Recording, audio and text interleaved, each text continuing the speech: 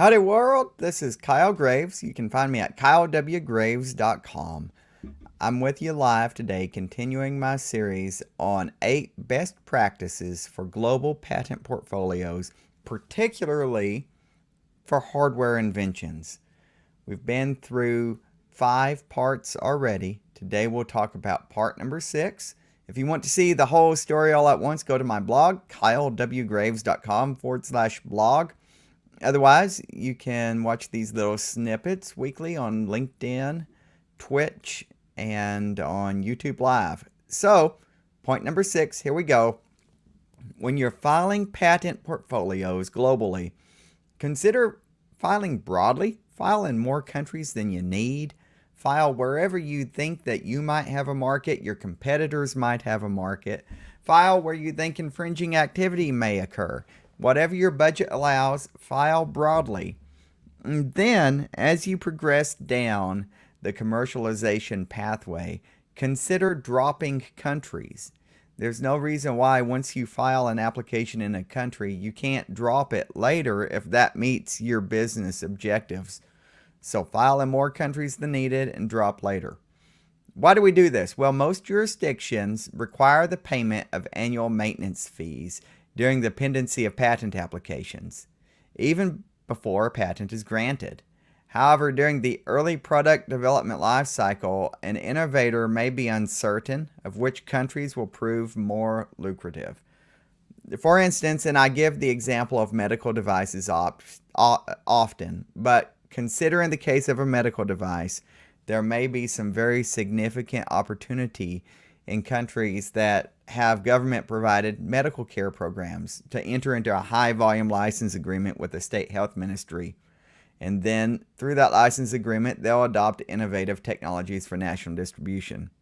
At the same time, these countries may have relatively poor market dynamics and reduced long-term growth opportunities once this agreement is in place.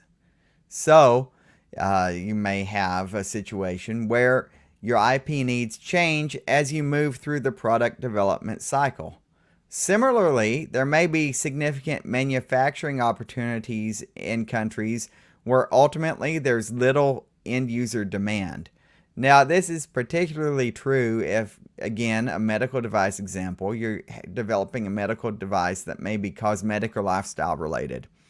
So in these cases, there may be a benefit to filing many national applications, all claiming priority back to the PCT application, then slow rolling the patent process in the different countries. And eventually, you'll abandon efforts in those countries that have limited long-term value generation potential.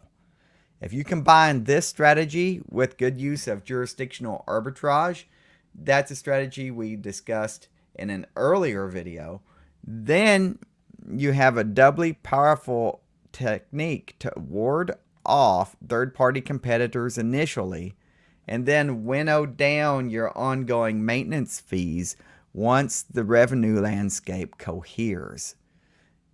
If you'll follow this in combination with the other efforts we've previously addressed, you can remain nimble and adjust your scope of coverage, focusing in more and more as revenue perspectives cohere, but without closing doors prematurely.